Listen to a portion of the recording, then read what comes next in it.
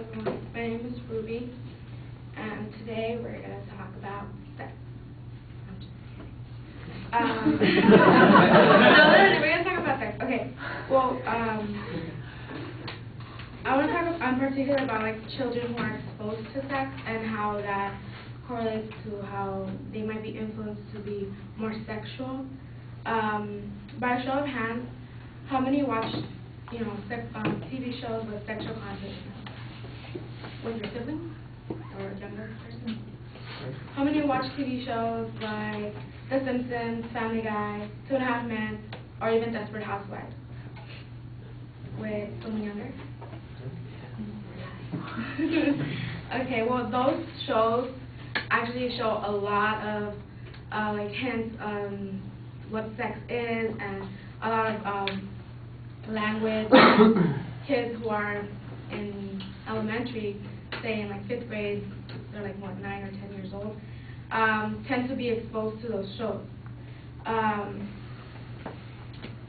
So there's a myth, according to abcnews.com, that children who are exposed to sexual content will grow up wanting sex and will be more vulnerable to it. So honestly, how does one hide sex from them if it's all over the news, TV, and the internet is a big source from now? There could be a solution to reducing sexual content in media, but honestly, that's asking too much.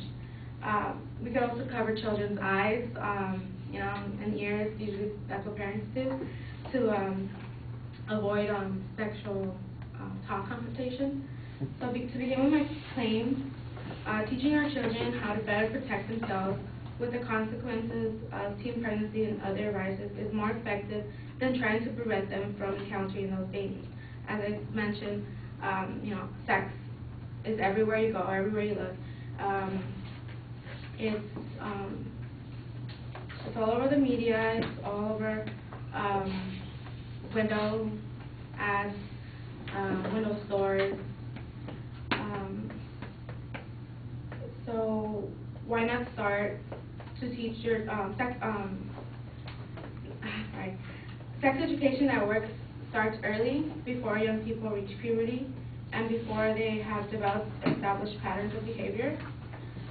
This will help them know, just at that early age, that information will be helpful for them, and they easily store that information that later on can help them preventing decisions or helping them just be more knowledgeable about what safe sex is.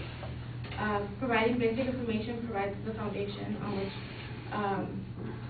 they can have knowledge, and it will build in time. Like, not necessarily tell your sibling who is 9 years old, hey, this is what happens when two people have sex, and then there's babies and there's consequences, or there's viruses that are involved with it. But just, little by little telling them that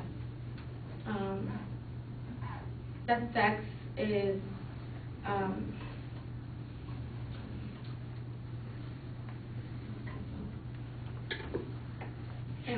well, basically just enhancing their knowledge little by little, little doses at a time will help them in the near future.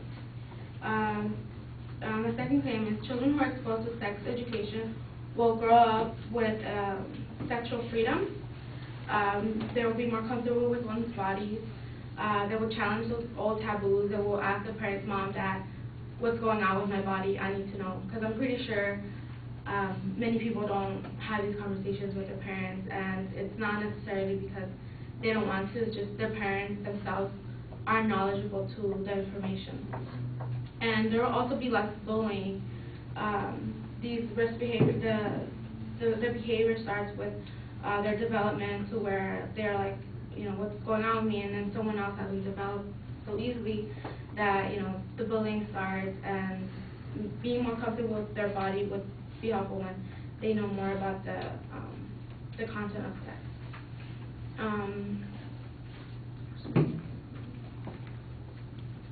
My third thing, children who are exposed to sex education will know how to better protect themselves. As I said, sex education at work starts early. It is important for sex education to begin at that young age, and also that it is sustained, giving young people information about early provides that foundation, as I said. For example, when they're very young, children can be informed about how people grow and change over time, and how babies become children and then adults. This also provides a basis on which they understand more detailed information about puberty provided in their pre-teenage years.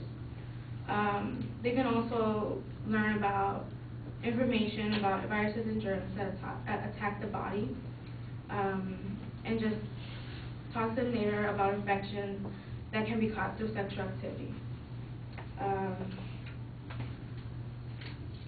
Parents, in particular, are concerned that providing information about sex and sexuality can arouse the curiosity and can lead to sexual experimentation. However, in a review of 48 studies of comprehensive sex and STD/HIV education programs in U.S. schools, there was found to be strong evidence that such programs did not increase sexual activity. Some of them reduce sexual activity or increase rates of condom use or other contraceptives, or both. So it is important to remember that young people can store up information provided in time, and they can use that later on. So in conclusion, effective sex education is supported by links to sexual health services or programs, and takes into account the message about sexual values and behaviors young people get from other sources such as friends, media, internet, TV shows. It is also responsive to the needs of the young people themselves, whether they are girls or boys, on their own or in a single sex or mixed sex group, and they know already their aging experiences. So ending abstinence only education would help with the sex, just an overall promoting safe sex to younger children.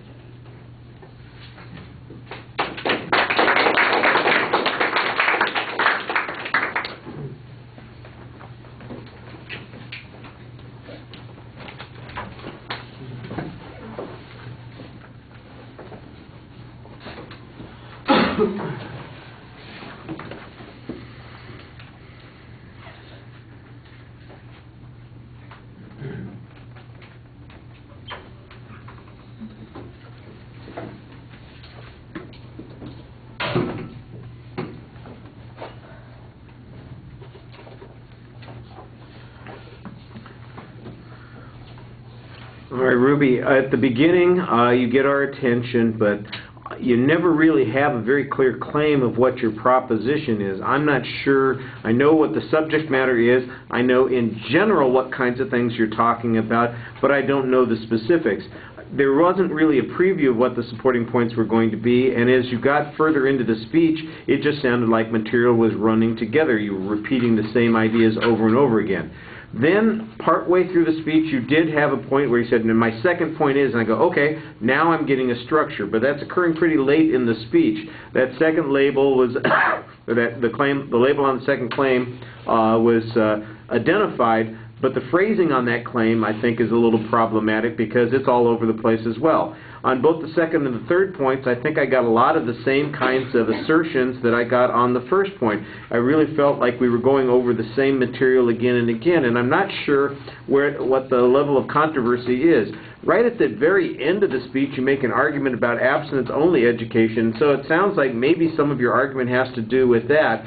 There was one source citation that dealt with comprehensive education on sex and whether or not it related to earlier activity or something along those lines. That was the only piece of information that applied to any of your particular claims. The rest of the time I got a lot of assertions that, you teach kids about this and then they'll know about infections. You teach kids about this and then they'll know how to do this. You teach kids about this and then they'll understand their body. But first of all, I don't have any information that says that kids are not educated about these things, that they're not educated at the appropriate age about these kinds of things, that once we do educate them, that it has some kind kind of positive effect, and I'm not getting any comparison to anything that you say is problematic. So I don't know where the argument is. There's just not much certainty on this.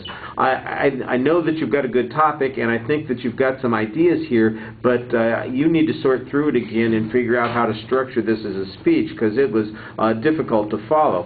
Like I said, you had an early piece of information that talked about sexual myths, for instance, and I wasn't sure whether you were saying that it's a myth that is related to cultural issues, which might have been a response to the speech that we heard just before that, or that there are a whole bunch of things that kids believe that are not true, that they learn from watching